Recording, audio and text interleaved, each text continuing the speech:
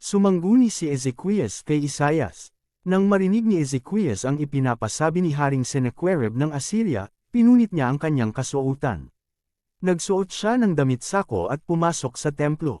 Pinagsuot din niya ng damit sako si Eliakim na tagapamahala sa palasyo, ang kalihim niyang si Sebna at ang matatandang pari at pinaponte kay Propeta Isaias na anak ni Amos.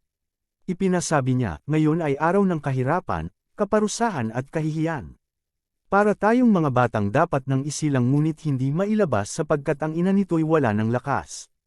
Narinig sana ng Diyos mong si Yahweh ang lahat ng sinabi ng opisyal na sinugo ni Haring Sennacherib ng Assyria upang leti ng Diyos na buhay. Parusahan nawa ni Yahweh na iyong Diyos ang mga lamait sa kanya. Kaya, ipanalangin mo ang mga nalalabi pa sa bayan ng Diyos. Pagdating ng mga inutusan ng hari, sinabi ni Isaias sa mga ito, sabihin ninyo sa inyong hari na ipinapasabi ni Yahweh na huwag siyang matakot sa mga panlalait ng hari ng Assyria. Magpapadala si Yahweh ng masamang balita sa hari ng Assyria at ito'y babalik sa kanyang lupain at doon na siya ipapapatay ni Yahweh. Muling nagbanta ang hari ng Assyria. Umuwi na ang opisyal ng Assyria nang mabalitaan niya na umalis na sa lakwas ang hari ng Assyria. Nang siya'y makabalik, nadatnan niya na sinasalakay nito ang Libna. Dumating noon ang balita sa hari ng Assyria na sila'y lulusubin ni Haring Tirhaka ng Ethiopia kaya nagsugo siya uli kay Ezequias at ipinasabi ang ganito. Huwag mo nang dein ang iyong sarili na sa pamamagitan ng pananalig mo sa iyong Diyos ay maliligtas ang Jerusalem sa kamay ng hari ng Assyria.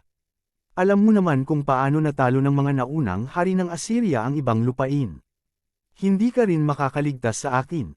Nailigtas ba ng kanilang mga Diyos ang Gozan, ang Haran, ang Rezeph at ang mga taga-Eden sa Telasar na tinalo ng aking mga ninuno? Nasaan ang mga hari ng Hamath, Arpad, Sepharvaim, Hena o Eva? Binasa ni Ezequias ang sulat na ibinigay sa kanya ng mga sugo ni Sennacherib. Pagkatapos, pumasok siya sa templo at inilatag ang sulat sa harapan ni Yahweh.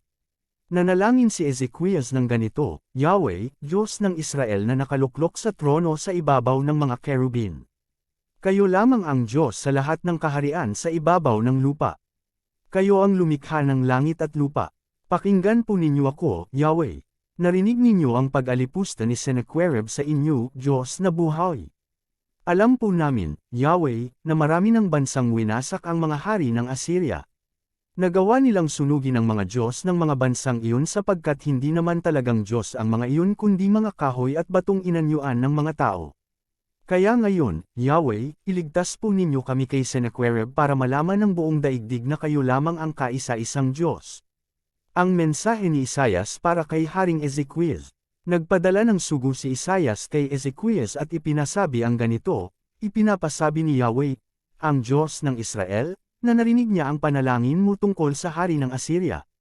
Ito naman ang sinasabi ni Yahweh tungkol kay Sennacherib. Pinagtatawanan ka, Sennacherib, ng anak ng Zion. Kinukutsa ka at nililibak.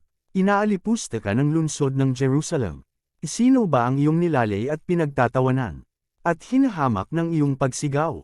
Hindi mo na ako iginalang. Ang banal na Diyos ng Israel. Ang paghamak mo kay Yahweh ay ipinahayag ng iyong mga sugo. Ang ipinagmamalaki mo'y maraming karwahe, na kayang akyatan ang matataas na bundok ng Lebanon.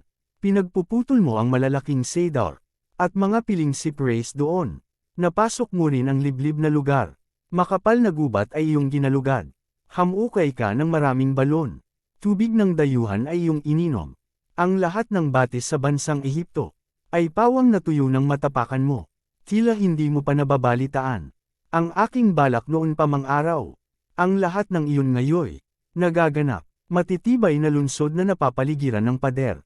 Napabagsak mong lahat at ngayoy bantan ng pagkawasak. Ang mga nakatira sa mga nasabing bayan. Pawang napahiya at ang lakas ay naparam. Ang kanilang katulad at kabagay, ay halamang lanta na sumusupling pa lamang. Natuyong damo sa ibabaw ng bubong. Lahat ng ginagawa mo'y aking nalalaman.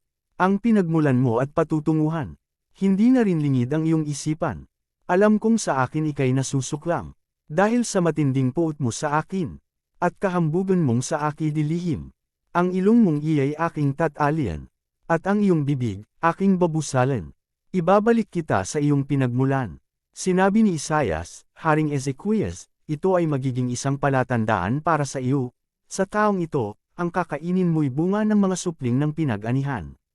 At sa susunod na taon ay mga bunga rin noon.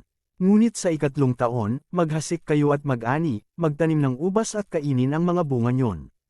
At ang mga natirang buhay sa sambahayan ni Juda, ay muling dadami, mag-uugat at mamumangga ng sagana. May makakaligtas sa Jerusalem, may matitirang buhay sa Zion. Sapagkat ito ang gustong mangyari ni Yahweh. Ito naman ang sinasabi ni Yahweh tungkol sa hari ng Assyria.